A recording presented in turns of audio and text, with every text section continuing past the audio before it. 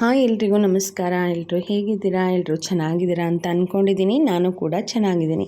ಇವತ್ತು ಸೂಪರಾಗಿ ತುಂಬಾ ಸುಲಭವಾಗಿ ಸೀರೆನ ಯಾವ ಥರ ಉಡೋದು ಅಂತ ಹೇಳಿ ಬಿಗಿನರ್ಸ್ಗೆ ಹೇಳ್ಕೊಡ್ತಾ ಇದ್ದೀನಿ. ಬಿಗಿನರ್ಸ್ ಅಂತಲ್ಲ, ಎಲ್ರಿಗೂ ಕೂಡ ಸೀರೆ ಉಡೋದು ಸ್ವಲ್ಪ ತುಂಬಾ ಕಷ್ಟ ಅಂತ ಅನಿಸುತ್ತೆ. ಎಷ್ಟು ಈಸಿಯಾಗಿ ನಾವು ಸೀರೆನ ಉಟ್ಕೋಬೋದು ಅನ್ನೋದನ್ನು ತಿಳಿಸ್ಕೊಡ್ತಾ ಇದ್ದೀನಿ ನೋಡಿ. ಇದು ಕಾಟನ್ ಸಿಲ್ಕ್ ಸ್ಯಾರಿ ಆಗಿರುತ್ತೆ. ಇದನ್ನು ನೋಡಿ, ಫಸ್ಟು ಪೆಟಿಕೋಟಲ್ಲಿ ಈ ಥರ ಟಕ್ ಮಾಡ್ಕೋಬೇಕು. ನಿಮಗೆ ಎಷ್ಟು ಲೆಂತ್ ಬೇಕೋ ಅಷ್ಟು ಲೆಂತ್ ಬಿಟ್ಕೊಂಡು ಮೇಲೆ ಇದನ್ನು ಸೇರಿಸ್ಕೊಳ್ತಾ ಇದ್ದೀನಿ. ಪೆಟಿಕೋಟ್ ಒಳಗಡೆ ನಾನು ಸೇರಿಸ್ಕೊಳ್ತಾ ಇದ್ದೀನಿ. ನೋಡ್ತಾ ಇರ್ಬೋದು, ಸುತ್ತನೂ ಕೂಡ ಇದೇ ಥರ ಸೇರಿಸ್ಕೋಬೇಕು. ನಾವು ಫಸ್ಟು ಸೀರೆನ ಈ ಥರ ಸೇರಿಸ್ಕೊಳ್ಳೋದ್ರಿಂದ ನಮಗೆ ಕಂಫರ್ಟೇಬಲ್ ಅಂತ ಅನಿಸುತ್ತೆ. ಯಾಕೆ ಅಂತ ಹೇಳಿದ್ರೆ, ಇಲ್ಲಾಂದರೆ ಹಿಂದಗಡೆ ನಮಗೆ ಜಗ್ದಾಗ ಆಗೋದು ಇಲ್ಲ ಹಿಳ್ದಾಗ ಆಗೋದು ಆಗುತ್ತೆ. ಫಸ್ಟು ನಾವು ಈ ಥರ ಎಲ್ಲನೂ ಕೂಡ ಕ್ಲೀನಾಗಿ ಟಕ್ ಮಾಡ್ಕೋಬೇಕಾಗತ್ತೆ ಪೆಟಿಕೋಟ್ ಒಳಗಡೆ. ಆಮೇಲೆ ಫಸ್ಟು ಪೆಟಿಕೋಟನ್ನು ನೀವು ನೋಡ್ಕೋಬೇಕು. ತುಂಬ ದಪ್ಪದಾಗಿರೋಂತಹ ಪೆಟಿಕೋಟನ್ನು ಹಾಕ್ಕೊಳ್ಳೋದಕ್ಕೆ ಹೋಗ್ಬಿಡಿ. ತುಂಬ ತೆಳುವಾಗಿರೋಂತಹ ಪೆಟಿಕೋಟನ್ನು ಹಾಕ್ಕೊಳ್ಳಿ. ಹಾಗೆ ಸ್ವಲ್ಪ ಲೂಸಾಗಿ ಕಟ್ಕೊಳ್ಳಿ. ಲೂಸಾಗಿ ಕಟ್ಕೊಳ್ಳೋದ್ರಿಂದ ತುಂಬಾ ಕಂಫರ್ಟೇಬಲ್ ಅಂತ ಅನಿಸುತ್ತೆ. ಇಲ್ಲಾಂದರೆ ಸ್ಕಿನ್ನು ಡ್ಯಾಮೇಜ್ ಆಗುವಂಥ ಚಾನ್ಸಸ್ ಕೂಡ ಇರುತ್ತೆ ತುಂಬ ಫಿಟ್ಟಾಗಿ ಕಟ್ಟಿದ್ರೆ. ಆಮೇಲೆ ಮಾರ್ಕ್ಸ್ಗಳು ಕೂಡ ಹಾಗೆ ಉಳಿದಿರುತ್ತೆ. ಹಾಗಾಗಿ ಸ್ವಲ್ಪ ಲೂಸಾಗೆ ಕಟ್ಕೊಳ್ಳಿ. ನಿಮಗೆ ಕಂಫರ್ಟೇಬಲ್ ಅಂತ ಅನಿಸೋ ರೀತಿಲಿ ನೀವು ಪೆಟಿಕೋಟನ್ನು ಕಟ್ಕೋಬೇಕಾಗತ್ತೆ. ನೋಡಿ, ಇವಾಗ ಪಲ್ಲು ಎಷ್ಟು ಬೇಕೋ ಅಷ್ಟನ್ನು ನಾನು ತೊಗೊಂಡಿದ್ದೀನಿ. ನಾವು ಏನು ಹೇಳ್ತೀವಿ, ಮುಸ್ಕು ಅಂತ ಹೇಳ್ತೀವಿ, ನಾವು ಪಲ್ಲು ಅಂತ ಕೂಡ ಕರಿತೀವಿ. ನೋಡಿ, ಇದು ಎಷ್ಟು ಬೇಕೋ ಅಷ್ಟನ್ನು ನಾನು ಇಲ್ಲಿ ಬಿಟ್ಕೊಂಡಿದ್ದೀನಿ. ಇವಾಗ ನಾನು ಫಸ್ಟು ಪಲ್ಲುನ ರೆಡಿ ಮಾಡ್ಕೊಳ್ತೀನಿ. ಪ್ಲೇಟ್ಸ್ ಬೇಕಿದ್ರೆ ಪ್ಲೇಟ್ಸನ್ನು ರೆಡಿ ಮಾಡ್ಕೊಳ್ಳಿ. ಇಲ್ಲ ಸಿಂಗಲ್ ಪಿನ್ ಮಾಡ್ಕೊಳ್ತೀನಿ ಅನ್ನೋರು ಸಿಂಗಲ್ ಪಿನ್ ಕೂಡ ಮಾಡ್ಕೋಬೋದು. ಅರ್ಜೆಂಟ್ ಇರೋರು ಸಿಂಗಲ್ ಪಿನ್ ಮಾಡ್ಕೊಂಡ್ರೆ ಸ್ಯಾರೀಲಿ ಒಂದು ಲುಕ್ ಕಾಣಿಸುತ್ತೆ. ಅದು ಕೂಡ ವಿಡಿಯೋ ನಿಮಗೆ ನೆಕ್ಸ್ಟ್ ವಿಡಿಯೋದಲ್ಲಿ ಬರುತ್ತೆ. ಖಂಡಿತ ಈ ವಿಡಿಯೋನ ನೋಡಿ ಸಪೋರ್ಟ್ ಮಾಡಿ. ಹಾಗೆಯೇ ಈ ವಿಡಿಯೋದಲ್ಲಿ ಏನಾದರೂ ನಿಮಗೆ ಸರಿ ಅಂತ ಅನಿಸಿದ್ರೆ ಅಥವಾ ಇನ್ನೂ ಕೆಲವೊಂದು ಇದನ್ನು ಮಾಡ್ಕೋಬೇಕು ಅಂತ ಹೇಳಿದ್ರು ಕೂಡ ಕಮೆಂಟ್ ಬಾಕ್ಸಲ್ಲಿ ತಿಳಿಸಿ. ಹಾಗೆ ಯಾರು ಹೊಸದಾಗಿ ನೋಡ್ತಿದ್ರಾ ನನ್ನ ಚಾನಲನ್ನು ಸಬ್ಸ್ಕ್ರೈಬ್ ಮಾಡ್ಕೊಂಡು ನೋಡಿ. ಹಾಗೆ ಪಕ್ಕದಲ್ಲಿರೋಂಥ ಬೆಲ್ ಐಕಾನನ್ನು ಕೂಡ ಕ್ಲಿಕ್ ಮಾಡ್ಕೊಳ್ಳಿ. ನಾನು ಹಾಕೋಂಥ ಹೊಸ ವಿಡಿಯೋಗಳು ನಿಮಗೋಸ್ಕರ ಬರುತ್ತೆ. ನೋಡಿ, ಈ ಥರ ನೀಟಾಗಿ ನಿಮಗೆ ಎಷ್ಟು ಪ್ಲೇಟ್ಸ್ಗಳು ಬೇಕೋ ಅಷ್ಟು ಪ್ಲೇಟ್ಸ್ಗಳನ್ನು ಮಾಡ್ಕೊಳ್ಳಿ. ನಾನಿಲ್ಲಿ 6 ಪ್ಲೇಟ್ಸ್ಗಳನ್ನು ಮಾಡ್ಕೊಳ್ತಾ ಇದ್ದೀನಿ. ತುಂಬಾ ಸುಲಭವಾಗಿ ಸ್ಯಾರಿನ ವೇರ್ ಮಾಡ್ಬೋದು. ತುಂಬ ಅರ್ಜೆಂಟ್ ಇದ್ದರೂ ಕೂಡ ಈ ಥರ ನಾವು ರೆಡಿ ಮಾಡಿಕೊಂಡು ಕೂಡ ಇಟ್ಕೋಬೋದು. ಯಾವ ಥರ ರೆಡಿ ಮಾಡೋದು ಸ್ಯಾರಿನ ಅನ್ನೋದು ಕೂಡ ನಾನು ನೆಕ್ಸ್ಟ್ ವಿಡಿಯೋದಲ್ಲಿ ಹೇಳ್ತೀನಿ.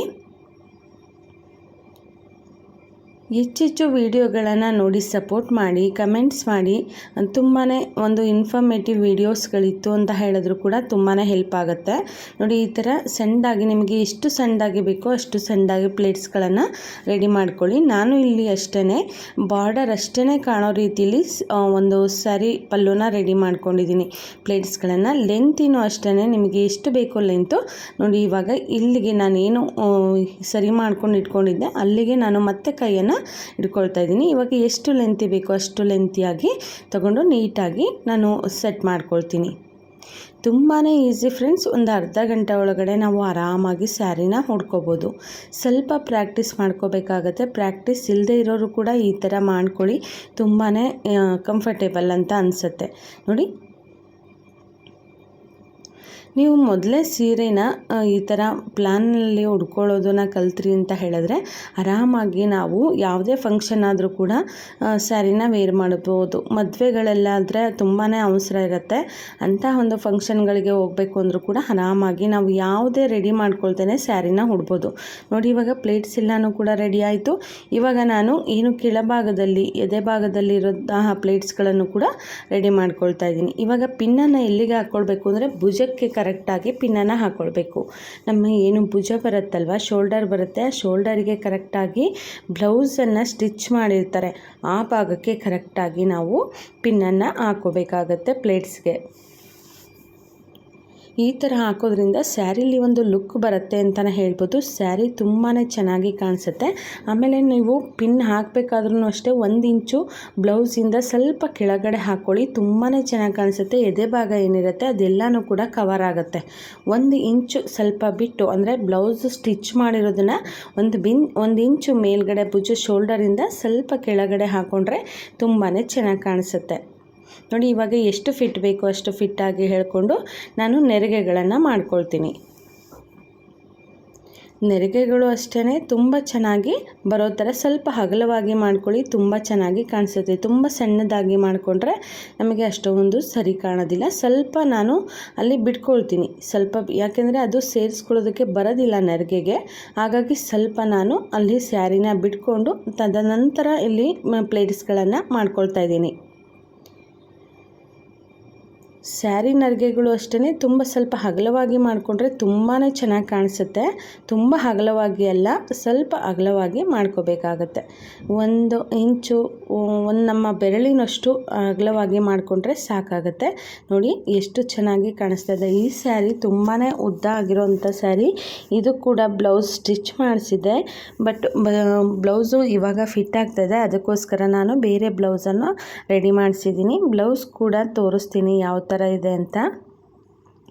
ತುಂಬಾ ಅಟ್ರಾಕ್ಟಿವ್ ಆಗಿರೋಂಥ ಸ್ಯಾರಿ ಅಂತ ಹೇಳ್ಬೋದು. ಇದನ್ನು ನಾನು ಮೀಶೋಯಿಂದ ಬೈ ಮಾಡಿದ್ದು. ಇದು 600-700 ಸಮಥಿಂಗ್ ಏನೋ ಅನಿಸುತ್ತೆ. ಇನ್ನು ಸ್ಟಾರ್ಟಿಂಗಲ್ಲಿ ಬಂದಿದ್ದಂಥ ಸ್ಯಾರಿ ಇದು. ತುಂಬಾ ಚೆನ್ನಾಗಿದೆ ಸ್ಯಾರಿ ಲುಕ್ ಕೂಡ. ಲೆಂತಿ ಕೂಡ ಅಷ್ಟೇ ಚೆನ್ನಾಗಿದೆ, ಲೆಂತಿಯಾಗೂ ಕೂಡ ಚೆನ್ನಾಗಿರುತ್ತೆ. ನೋಡಿ ಇಲ್ಲಿಗೆ ಒಂದು ಪಿನ್ನನ್ನು ಹಾಕ್ಕೊಳ್ತೀನಿ. ನೆರಿಗೆಗಳೆಲ್ಲನೂ ಕೂಡ ಜೋಡಿಸ್ಕೊಂಡು ಒಂದು ಪಿನ್ನನ್ನು ಹಾಕ್ಕೊಂಡ್ರೆ ನೆರಿಗೆಗಳು ಎಲ್ಲೂ ಕೂಡ ಹರಡೋದಿಲ್ಲ, ಆಮೇಲೆ ಎಲ್ಲೂ ಕೂಡ ನಿಮಗೆ ಅದು ಕದಲೋದಿಲ್ಲ, ನೀಟಾಗಿ ಕೂರುತ್ತೆ.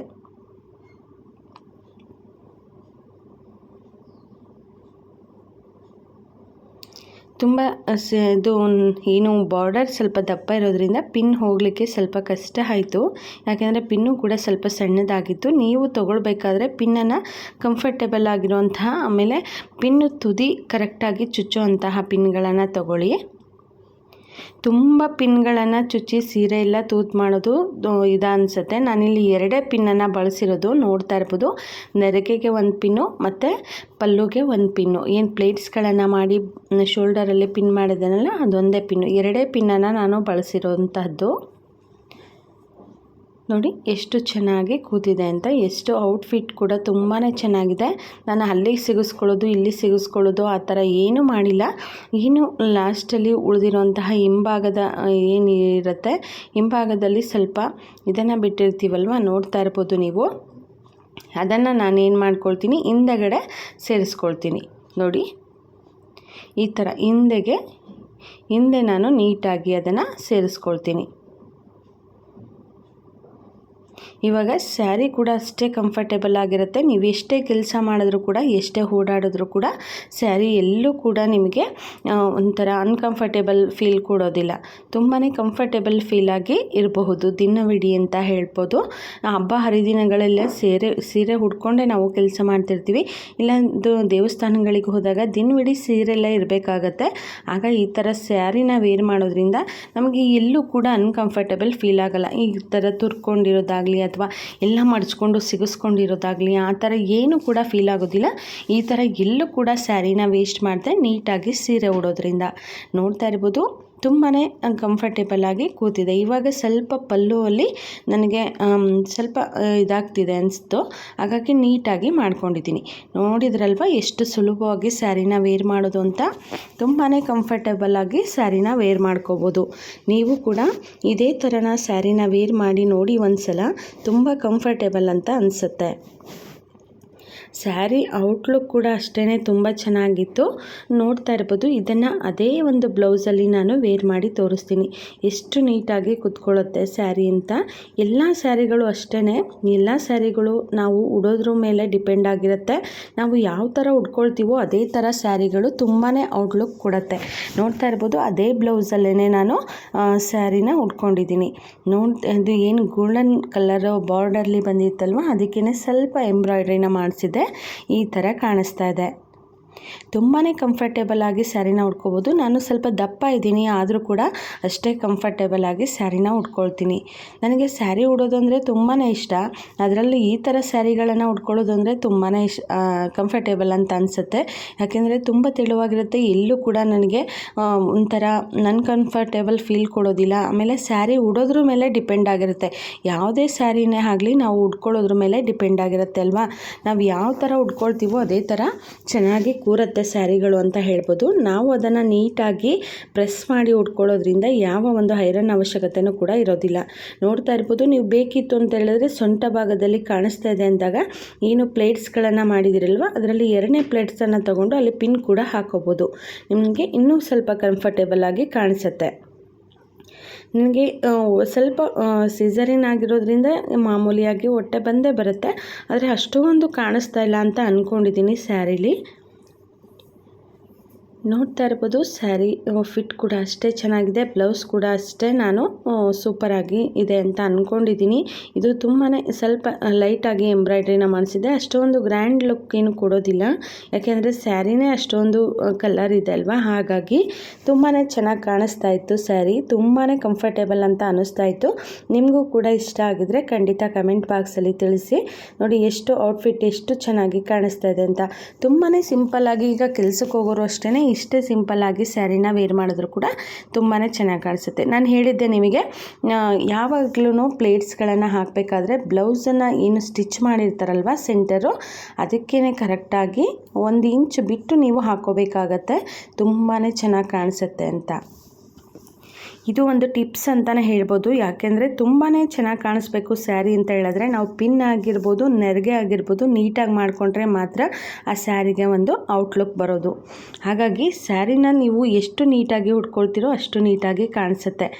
ನೋಡ್ತಾ ಇರ್ಬೋದು, ಇಲ್ಲಿ ಪೂರ್ತಿ ನಿಮಗೆ ಫೋಟೋ ಕಾಣಿಸ್ತಾ ಇದೆ. ತುಂಬಾ ಚೆನ್ನಾಗಿ ಸ್ಯಾರಿ ಬಂದಿದೆ ಅಂತ ಹೇಳ್ಬೋದು. ಈ ವಿಡಿಯೋ ಯಾರಿಗೆಲ್ಲ ಇಷ್ಟ ಆಗಿದೆ ಖಂಡಿತ ನನ್ನ ಚಾನಲ್ನ ಸಬ್ಸ್ಕ್ರೈಬ್ ಮಾಡ್ಕೊಂಡು ನೋಡಿ, ಪಕ್ಕದಲ್ಲಿರುವಂಥ ಬೆಲ್ಲೈಕನನ್ನು ಕ್ಲಿಕ್ ಮಾಡ್ಕೊಳ್ಳಿ. ನನಗೆ ಈ ವಿಡಿಯೋ ಬಗ್ಗೆ ಒಂದು ಕಮೆಂಟ್ ಕೂಡ ಮಾಡಿ, ಹಾಗೆ ಒಂದು ಲೈಕ್ ಕೂಡ ಮಾಡಿ. ಈ ಥರ ಕಾಣಿಸ್ತಾ ಇದೆ, ತುಂಬಾ ಚೆನ್ನಾಗಿ ಕಾಣಿಸ್ತಿದೆ. ನೆಕ್ಸ್ಟ್ ವಿಡಿಯೋ ನಿಮ್ಮೊಂದಿಗೆ. ಧನ್ಯವಾದಗಳು. Thank you.